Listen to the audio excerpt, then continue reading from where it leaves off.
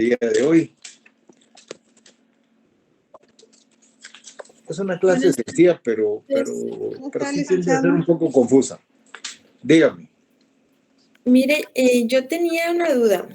Tenía, pero ya no la tiene. No, sí la tengo. Ah, bueno. Tengo una duda. Cuando en el video habla sobre el elemento objetivo, explica lo que es prohibición de enajenar y luego no sé si yo lo adelanté o si... No sé qué pasó, pero cuando no habla de prohibición de grabar ni eliminar, o no sé si solo a mí no me sale. Pero, bueno, No sabría decirlo, pero voy a recordar algo. Y estaba hablando de la prohibición de enajenar, pero también mencioné que no se podía grabar. Dije que no podía, por ejemplo, ir a un banco, solicitar un préstamo y dar como garantía el terreno que usted está viendo, por ejemplo. O constituir una servidumbre. Eso creo yo que dije, pero no sé si tal vez a usted se le cortó algo la llamada o algo, el video, no sé. Pero cuando se está refiriendo a grabar, se está refiriendo a eso, a que no puede darla de garantía, no puede constituir ningún tipo de gravamen, o sea, no puede hipotecarla, no puede darla en prenda. Es decir, no puede hacer nada de eso porque no es suyo el bien. Y tampoco puede autorizar que alguien pase por el bien, constituir una servidumbre sobre él, porque por lo mismo, porque primero que no es suyo y segundo porque la ley lo prohíbe. Entonces, cuando uno está gestionando un bien, no tiene la libre disposición sobre ese bien, solamente lo está administrando. ¿Ahora sí me lo entendió? Sí, ya lo entendí. De plano tuve algún problemita y muchas gracias por explicarme. No, para servirle. Hola, licenciado. ¿Qué tal? ¿Cómo está? Aquí, mire, fíjese que me salió la duda ahí donde dice usted que bueno, que el juez debe de autorizar la venta de lo que, pues, del producto que sea, ¿verdad? Sí. Para usted que sirvió de gestor. Bueno, pero debe de haber un límite, pues, o sea, si la propiedad eran 40 manzanas y usted le hizo el favor de atenderle su tomate, pues no va a recibir 20 quetzales. No, mire. O sea, el juez tiene ahí como un más o menos, no puede ser menos de tanto. No, mire pues, ahí debemos de entender que la regla es la prohibición. Es decir, no se puede enajenar. La excepción va a ser el peligro que puede correr cuando el producto es Yo les perecedero. ponía el ejemplo de un tomatal. Ajá. Ahí el juez no puede establecer un límite y decir, bueno, vamos a autorizar que se venda solo una manzana y que se pierdan las otras 10. No, pero Serían también, 11 manzanas. pero no, la pregunta el juez va... lo que va es a apreciar el riesgo. Sí, entonces como ese es un bien perecedero, entonces dice, bueno. Exactamente. Sí, y puede por eso venderlo. yo mencionaba bienes en riesgo, bienes que se pueden perder, porque los bienes que se pueden perder son los bienes perecederos. Yo por eso mencioné el tema del tomate, porque es uno de los que más rapidito se arruinan. Ajá, pero bueno, sí, pero digamos, si sacan 500 cajas de tomate, no le van a dar 500 quetzales. Si el precio no. Ajá, entonces el Mineco dice que está a 50 quetzales la caja, lo mínimo que debe depositar en esa cuenta es basado en algo, ¿no? No, lo que pasa es que cuando yo estoy hablando que el juez debe autorizar, debemos de entender que el precio de venta va a ser el precio de mercado. Es decir, no se va a vender algo que cuesta 500 quetzales la caja en 50 solo por vender. Recuérdense que uno de los requisitos para ser gestor de negocios es el interés del dueño del negocio. Es decir, nosotros vamos a tratar de de obtener lo más que podamos para él. Entonces, cuando le decimos al juez que nos autorice la venta, obviamente la venta es para beneficiar al dueño del negocio y será sobre el precio de mercado. No puede ser, lo otro sería fraude. Pues sí, ¿Ya? porque imagínese, todos tus tomates se pudrieron, menos los míos, ¿verdad? No, esa es la idea, Ya, que no que no se deben perder. Por eso el juez tiene que resolver de inmediato. Si yo le pido a un juez que me autorice la venta de un producto perecedero, el juez en no más de 24 horas tiene que resolverme. Si me va resolviendo dentro de un mes que ya todo se pudrió, esa es una responsabilidad del juez y a él se le va a deducir el pago de los daños y perjuicios ocasionados por no haber resuelto dentro del plazo perentorio que la ley le establece. Recuérdense que esto entra, bueno, ustedes lo van a ver ya en derecho procesal civil, pero esto entra ya dentro de las medidas cautelares de urgencia y los jueces en esas medidas cautelares tienen que resolver en 24 horas, 48 lo más, porque son medidas urgentes. Pero lo que yo quiero que entiendan ustedes es que la prohibición de enajenar se puede pedir autorización de juez cuando es necesario, cuando el bien corre peligro, cuando se trata de productos perecederos. Si yo me voy a hacer cargo de un bien inmueble, es decir, no existe una razón para venderlo. No le puedo decir al juez, mire, es necesario vender ¿cómo se llama? El inmueble por utilidad y necesidad. Bueno, aún así, se puede intentar una autorización judicial, pero el juez tiene que apreciar cuál es el peligro, en qué se va a perjudicar el propietario, el dueño del negocio, si él no autoriza una venta. En el tema de los productos perecederos, que no quepan ni la menor duda, el juez lo va a autorizar y lo va a autorizar de inmediato. ¿Ya? Sí, muchas gracias. Bueno. Licenciado, buenas tardes. Buenas tardes. Solo con una consulta. Por ejemplo, Dígame. el gestor dice que si hay una emergencia, él invierte para salvar la empresa o el negocio. Claro. Pero ¿quién le garantiza a él la devolución de su inversión? La ley.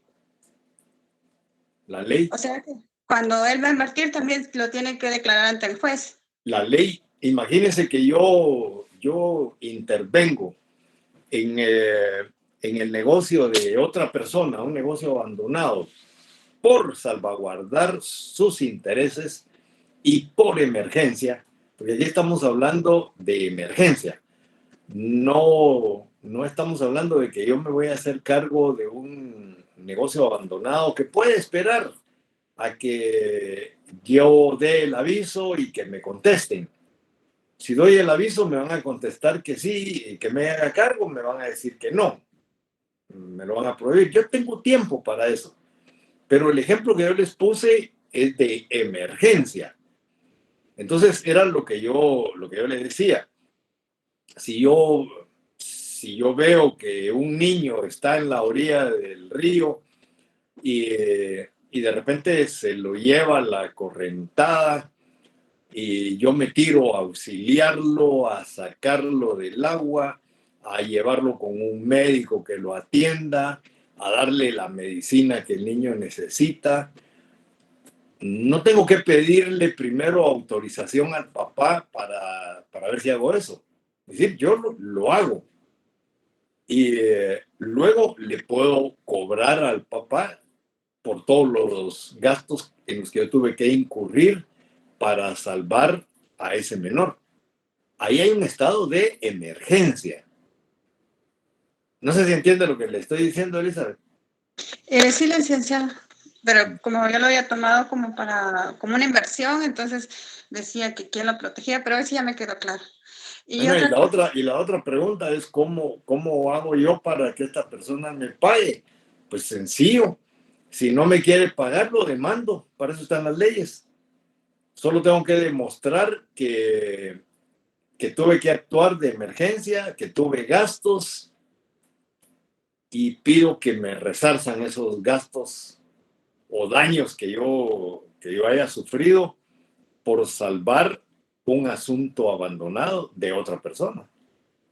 Entonces, esa es la razón por la cual digo que el gestor de negocios se convierte en acreedor sin preguntarle al deudor si está de acuerdo. Él sencillamente se convierte en acreedor y al otro, al dueño del negocio, lo convierte inmediatamente en deudor, sin que exista un acuerdo entre ellos, sino únicamente el acto que está salvando o salvaguardando, como dirían algunos, los intereses de esa persona, que en ese momento no está y que no puede atenderlo. Entonces, ahí es donde uno perfectamente puede cobrar. gracias, licenciada. Bueno, Licenciado, buenas tardes. y buenas tardes. Solo tengo una duda referente al artículo 1607. Ahí dice que el gestor queda sujeto en el ejercicio de la gestión a las obligaciones y responsabilidades del mandatario. En este caso, si yo fuera el gestor, dado el caso en lo que usted decía, el ejemplo del niño, llevo al niño al doctor sano, pero ahí algo salió mal, ¿hay responsabilidad mía en ese caso? ¿O qué es lo que está tratando? Mire, veíamos el tema del caso fortuito, por ejemplo. Es decir, si usted no lleva al niño con el médico, el niño se muere. Si lo lleva con el médico, pero el daño que él haya sufrido, no, en este momento no sabemos si fue un accidente, si está sangrando, si se envenenó, es decir, cualquier cosa que le hubiera ocurrido y el niño ya en el hospital se muere. Es decir, ¿qué responsabilidad tengo yo?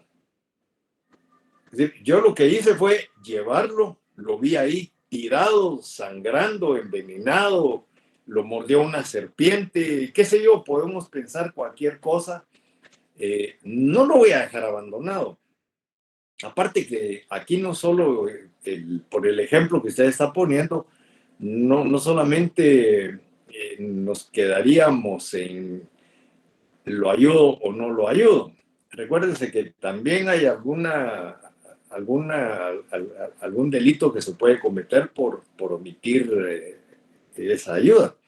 Pero indistintamente del delito, yo agarro al niño, lo meto a mi carro, lo llevo al primer hospital que encuentro, al primer centro de salud que encuentro, se lo entrego a los médicos.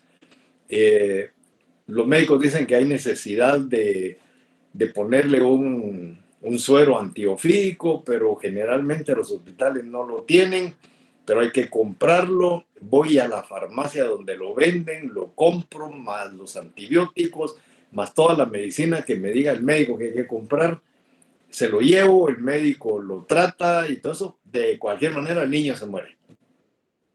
¿Sí? Es culpa mía que el niño se muera. Entonces, ¿cómo voy a responder yo por eso? Pero bueno, el niño se muere o sobrevive, no importa. La ley aquí no hace ninguna distinción. Aquí lo que me está diciendo la ley es que yo tengo derecho a pedirle al papá de ese niño, al responsable de ese niño, que me pague por todos los gastos en los que yo incurrí. Que me pague lo que cuesta el suero antiofídico, lo que cuesta los antibióticos, los analgésicos, es decir, todos los gastos en los que yo incurrí por salvar a ese niño, los puedo cobrar. ¿Por qué? Porque estoy actuando como gestor de negocios, estoy haciéndome cargo de un negocio que está abandonado, un niño que está abandonado, que no sabemos por qué está donde está. Se descuidaron los papás, no le ponen atención, se escapó de la casa, lo que sea. Pero es responsabilidad de los padres, no es responsabilidad mía. Yo ni conozco a ese niño. Sencillamente lo veo así y lo llevo a... Porque no voy a dejar que se muera ese niño, pues.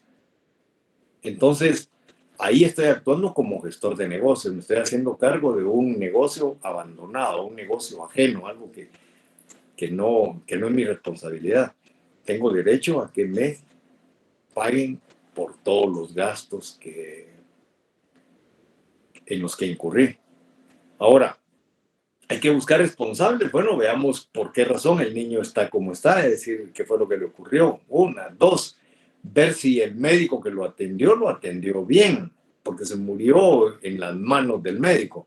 Entonces, el médico tendrá que informar qué fue lo que ocurrió y por qué no lo pudo salvar.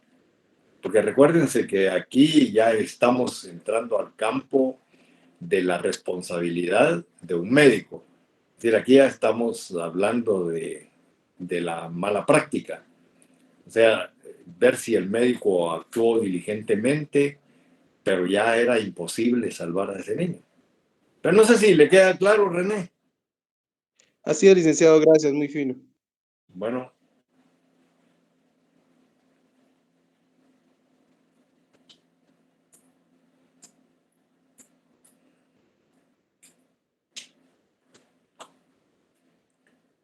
Como dicen ahí en mi pueblo, ¿algo otra duda?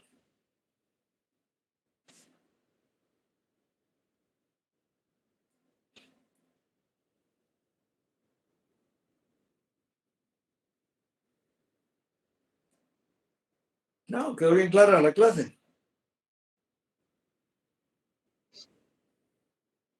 Licenciado, entonces solo como para quedar claro en ese tema, el gestor de negocios en sí, entonces es como uno hacer, como decía usted al principio, ser como la caridad que uno hace a otra persona, porque uno se despoja prácticamente de todo lo que pudiera ocasionarle un tipo de situación. Entonces, uno podría, como dice usted, reclamar en algún momento gastos y todo, pero eso ya queda pues a discreción de uno, si realmente uno quiere o lo hizo de buena voluntad y bueno, ya invertí en ese momento y lo di de corazón, ahí se queda. Si yo en algún momento quiero recuperar mi inversión, pues ya lo hago por medio de los artículos que a mí me respaldan. Así sería. Solo, muy interesante su pregunta, Maribel. Solo que no se les olvide que para que haya una gestión de negocios no tiene que haber liberalidad. Es decir, no se hace como en el tema del buen samaritano, sino que se hace con la intención de cobrar, de recuperar. Léame el artículo 1615, Maribel, por favor. Creo que es ese. 1615 dice, los gastos funerarios suministrados por quien no tenía obligación ni en relación a la posición social. ¿Perdón? Es el 1612, donde dice que aunque no se hubiera ratificado, el dueño debe indemnizar al gestor. Vamos a ver qué es el 1612.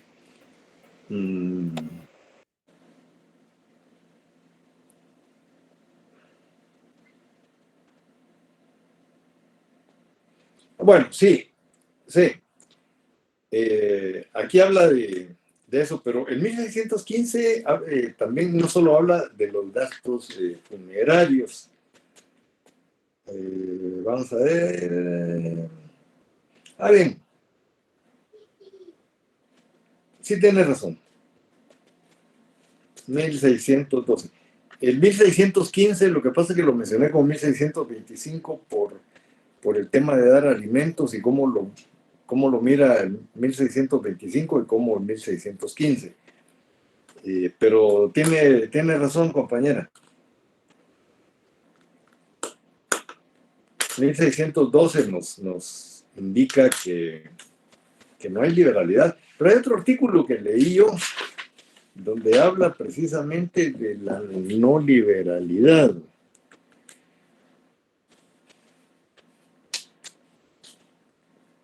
Pero bueno, ahorita no lo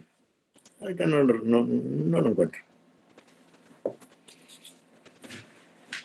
Pero lo que quiero que me entiendan bien es eso, que una cosa es dar en caridad y otra cosa es con ánimo de recuperar.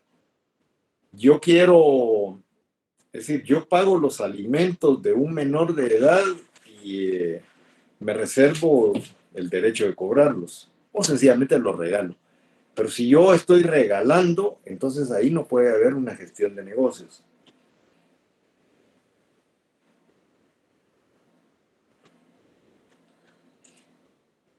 El artículo 1625 dice, tampoco se puede recobrar lo que se hubiese dado con objeto de alimentos o por causa de piedad, si el acto de la entrega no se hizo reserva de reclamar el pago.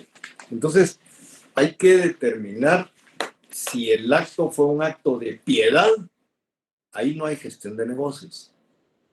Si el acto fue un acto de ayudar a una persona, pero no como una cuestión de piedad, sino ayudarlo, sacarlo de apuros en el momento, eso me da el derecho de cobrar lo que yo haya gastado por ayudar a esa persona. ¿Estamos ahí? Sí, licenciado, muchas gracias. Ahí sí ya me quedó claro. Bueno. Gracias.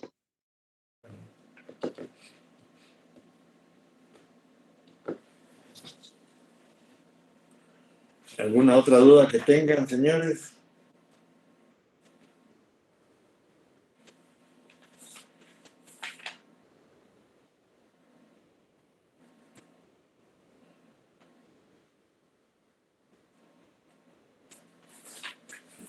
Licenciado, disculpe, ¿podría explicar el artículo 1615? Que si se lo puedo explicar. Sí, ¿Qué es que parte? Ay, disculpe. ¿Qué parte es lo que no entiende? Yo entendí, así como ahorita que se refiere a los gastos funerarios, se refiere a que el gestor, o sea, puede cubrir esos gastos con el mismo negocio que él adoptó. O sea, ¿de dónde es usted?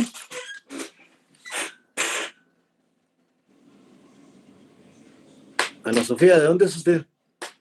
de la capital. De la capital, bueno.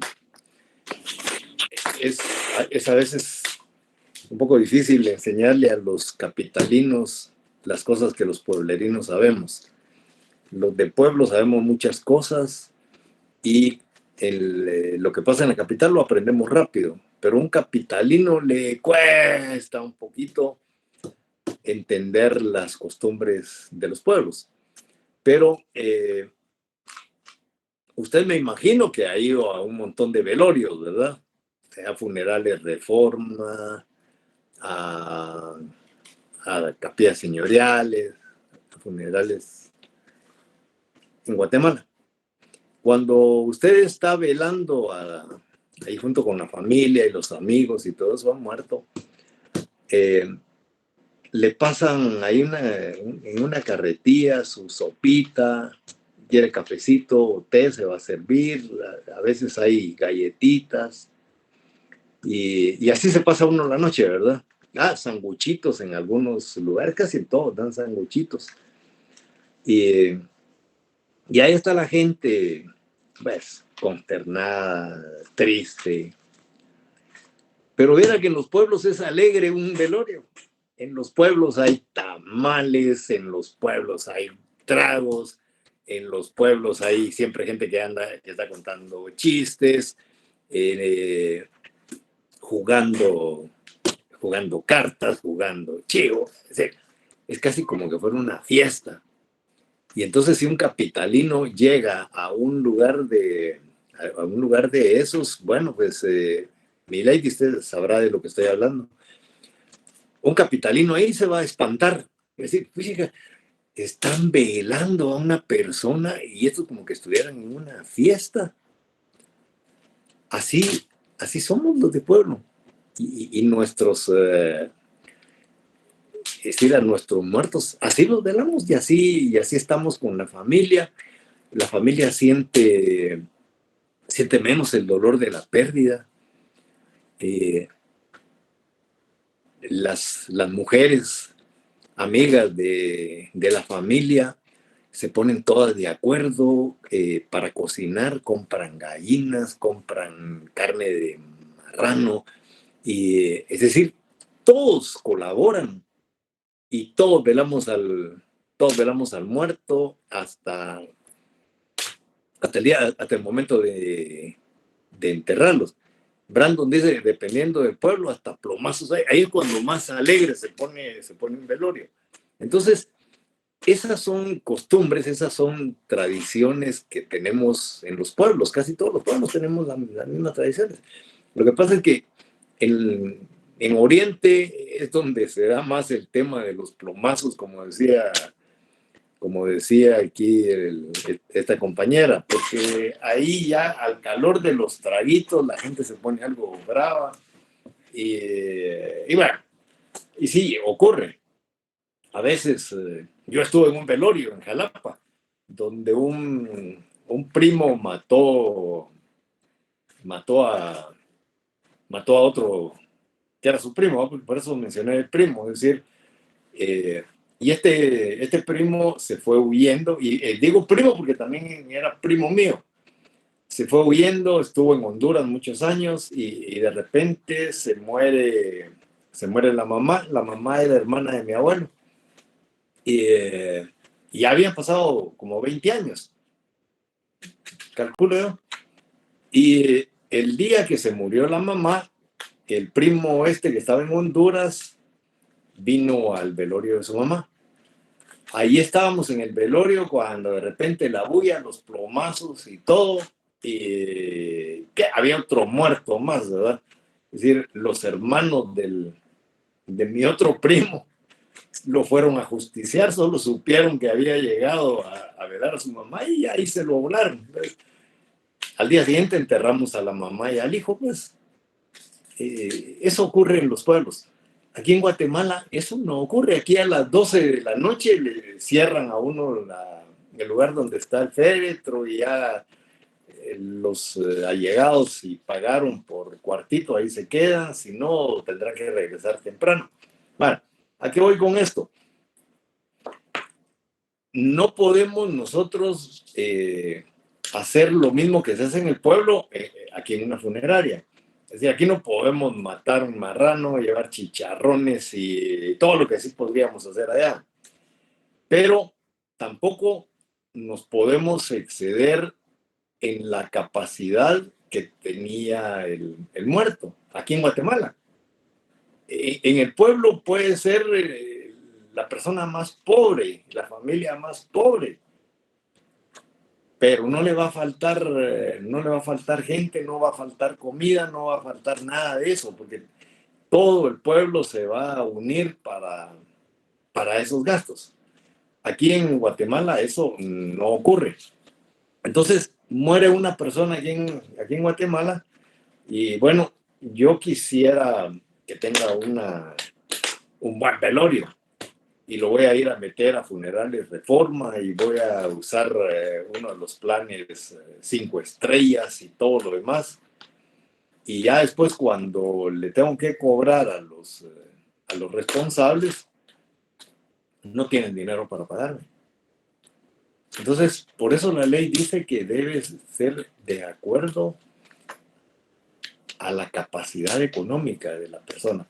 Lo del tema de su estatus, eso ya es bastante subjetivo, porque lo mismo tiene derecho un pobre a ser enterrado que un rico. Pero aquí básicamente el tema toral de esta norma es la capacidad de pago de los que deben pagar. Entonces dice los gastos funerarios suministrados por quien no tenía obligación y en relación a la posición social de la persona y a los usos del lugar, deberán ser satisfechos con los bienes del causante, y si estos no fueren suficientes o no hubiere dejado, responderán las personas que en vida habrían tenido la obligación de alimentarle. Pero si no hay, ¿a quién se le va a cobrar? ¿O cuánto se va a cobrar? Imagínense que le doy el entierro de un cardenal, o de un presidente, o de una persona así de un estatus social bien alto, a una persona pobre, de repente solitaria. Entonces, por eso la ley establece que los gastos funerarios deben estar acordes a la posición social. Pero yo me refería más acordes a la posición económica más que social. Porque imagínense, vamos a enterrar a un gran hombre, a un personaje importante de Guatemala, pero que no tiene plata y que sus parientes son pobres. Por mucho que querramos darle una atención fúnebre como se lo merece, no podemos. Si ha prestado servicios a la nación, pues debiera ser el Estado el que debiera enterrarlo como esa persona se merece. Pero si lo va a hacer un particular, entonces ahí la ley lo que está prácticamente diciéndonos es: si usted va a gastar mucho dinero en esa persona, no espere recuperarlo, porque va a recuperar lo que los obligados puedan dar, o si él tenía algún patrimonio con el cual usted hacerse pago. Bueno, no sé si me entendió el espíritu del artículo 1615. Sí, muchas gracias, licenciado. Bueno, por eso nosotros en los pueblos, ahí casi siempre decíamos algo así de que te vamos a tamalear, era algo como que te vamos a ir a velar, o te vamos a pocarear. Son algunas frases que nosotros decimos casi siempre refiriéndonos a que va a haber un muertecito por ahí, ¿verdad?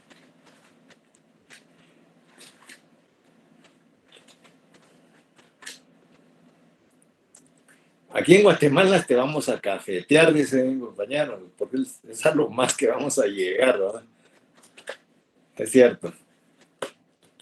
Aquí no permiten ni siquiera que se ponga uno a jugar y todo el mundo tiene que estar así, tranquilo. Y miren, nosotros los orientales no somos así. Es decir, nuestra idiosincrasia es totalmente diferente. Y solo para que lo vean, cuando yo trabajaba yo trabajé en el INDE antes de ir a trabajar como maestro, que costaba conseguir una plaza de maestro. Me fui a trabajar al INDE. Se murió el papá de una compañera y entonces decidimos ir todos a Chiquimula. Fue en Chiquimula donde se veló al señor y bueno, llegamos todos los que éramos sus compañeros de trabajo. Estábamos ahí en el velorio. Algunos, los que son de Chiquimula, recordarán ese caso. El señor se murió, le dio un infarto en un motel con una patoja de 15, 16 años. Y entonces, cuando estábamos en el velorio, algunas de las compañeras de trabajo, algo chismosas, llegaron al velorio, pero siempre criticonas, ¿verdad? Pobrecita la fulana. Qué vergüenza, su papá se muere de esa manera. Era todos así, ¿verdad? Yo de repente oigo y les digo, miren, nosotros aquí no pensamos igual. Ahí van a ver. Y de repente uno de los hijos se acerca ahí con nosotros, nos conocíamos, me saludó y todo eso, y me dice, delante de todo, mira, me dice, mi papá se murió en su ley. Dichoso mi papá. Y la compañera de trabajo de nosotros, lo que dijo fue, es que mi papá como era de pícaro. Bueno, y las otras hablando babosadas ahí de que pobrecitas, de qué vergüenza. No les daba vergüenza, orgullosos estaban de que su papá a los 80 y tantos años se anduviera metiendo con una patoja, pues. O sea, pensamos, los orientales pensamos diferente a como piensa la gente del resto del país, ¿verdad? Para algunos probablemente sí era una vergüenza, para nosotros no. Muy buenas tardes, licenciado. Tengo una duda. Dígame. Supongamos que a mí me pasó lo que dice el artículo 1615 hace como unos 10 años. Yo todavía puedo, bueno, se podría decir que todavía puedo abocarme a ese artículo, ¿no? O ya prescribió. Ya le prescribió. Eh, Ya le prescribió. El 1615 es el de los gastos funerarios, licenciado. Sí.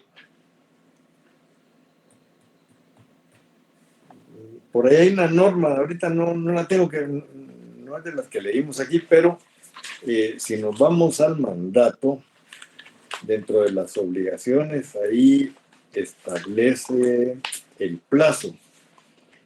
Y dice...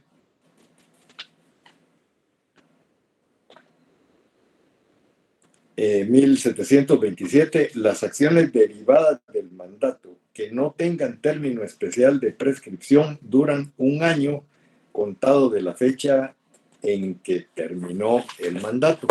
Y el 1607 dice que esas son las obligaciones que se adquieren. Entonces, es lo que se debiera de aplicar supletoriamente, dado que el código con respecto a los reclamos en el caso de la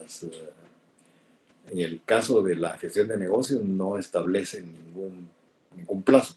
Entonces recuérdense, siempre que no hay un plazo en un contrato o en una institución, tenemos que ir a buscar ese plazo dentro de la misma ley. Si no encontramos ese plazo, pues nos tendríamos que ir al 1508. Entonces ya habla de 5 años y todo lo demás. Pero bueno, en este caso, el plazo para poder reclamar es un año y a usted ya se le pasó. Si ahorita quiere cobrar por los tamales que dio ese día, ya no los va a poder cobrar. Gracias, licenciado. Bueno.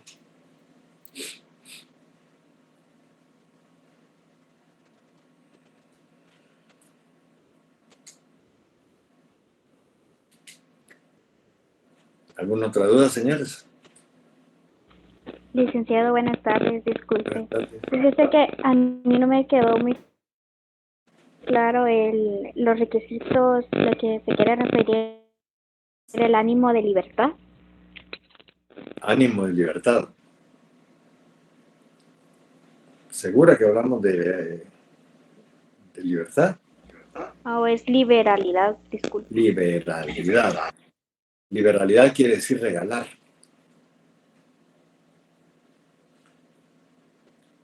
Ya. Pero ¿hay alguna otra cosa que no le quedó clara? Solamente eso, licenciado. El ánimo de liberalidad quiere decir desprenderse uno de algo que es de uno sin el ánimo de recuperarlo. Entonces, en pocas palabras, estamos hablando de regalar, ¿verdad? El ánimo de liberalidad. Ánimo de regalar. Si el ánimo mío no es regalar, entonces ahí estamos en presencia de una gestión de negocios, porque yo estoy ayudando a esa persona, pero quiero que me reconozca los gastos. Vuelvo al ejemplo, porque ese fue el ejemplo que les puse. Si yo voy a arriar unas vacas que están en peligro de ahogarse, voy a tener que... Miren, si en la diapositiva dice libertad, es un error mío, por favor lo corrigen. Ahí debe haber sido un dedazo. Pero eso es en el esquema. Aparte de lo que yo dije, yo en ningún momento mencioné libertad, siempre hablé de liberalidad, el código habla de liberalidad, en el esquema yo me pude haber equivocado. Así que eso me lo corrigen, por favor. Entonces les decía, la persona que va a arriar el ganado, Percy, bastante ganado, no es solo él, son bastantes personas. Yo me recuerdo que por un accidente que tuvo mi suegra, me la tuve que llevar a la casa y la muchacha, pues, junto a las cosas que hacía, tenía que lavar la ropa de la señora, ¿verdad? Y, es decir, se había incrementado su trabajo. Y en algún momento se lo hizo ver a mi esposa, ¿verdad? Le dijo, mire, a mí me contrataron para atender 3 personas y ahora tengo que atender 4 y estoy trabajando más. Entonces, quería que se le pagara más, pues, y efectivamente, pues, le tuvimos que pagar porque tenía razón, ¿verdad? Bueno, las personas que van a arriar el ganado están a mi servicio, tienen que mover 100 cabezas de ganado, por decir algo, y de repente tienen que mover 500 cabezas del vecino. Eso incrementa 5 veces el trabajo de estas personas y obviamente van a querer que se les pague. Y me van a cobrar a mí porque el que les está dando la orden de mover ese ganado soy yo. El que les tiene que pagar soy yo. Yo no voy a regalarle esa cantidad de dinero a mi vecino, aunque lo quiera mucho. Tengo que recuperarlo. Y por eso es que la ley me dice que tengo el derecho a exigir, no suplicar, a exigir que me pague todos los gastos en los que yo incurrí por guardarle su bien, por resguardarle su bien. Ya.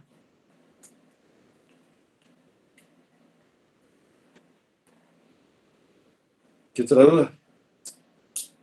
Sí, licenciado, gracias. Bueno, Antonio.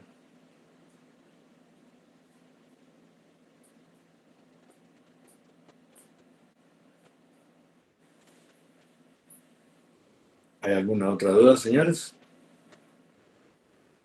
Si no,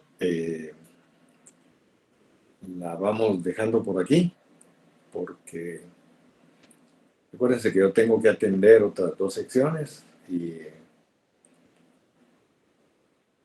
ya el tiempo se me pasó, tenía que estar a las 5:30 con la otra, pero igual, como dijo Vicente Fernández, solo que lo digo yo a mi manera, mientras ustedes estén preguntando, yo estoy contestando. Pero si ya no preguntan, no tiene sentido que me quede aquí viendo las fotos de ustedes, que ni las veo bien. El día que nos encuentren en la calle, no los voy a reconocer, seguramente. A la única que voy a reconocer creo que es a Carolina, porque es la única que cuando me pregunta lo hace así frontal. Pero fuera de eso, y le agradezco, licenciada, ese gesto, porque es tal vez la única manera como yo creo que estoy interactuando con otras personas. Así que, si no hay ninguna pregunta más. Bueno, entonces nos vemos el martes. Recuerden, siempre está ahí mi correo a disposición de ustedes para cualquier duda que tengan. Y como siempre, estudien. Derecho civil no es fácil. Derecho civil es muy complicado. Muchas gracias por el deseo de pasar un buen fin de semana. Ojalá así sea. Muchas gracias, licenciado. Vaya, pues, Feliz tarde, entonces, licenciado. mientras nos Feliz vemos, tarde. reciban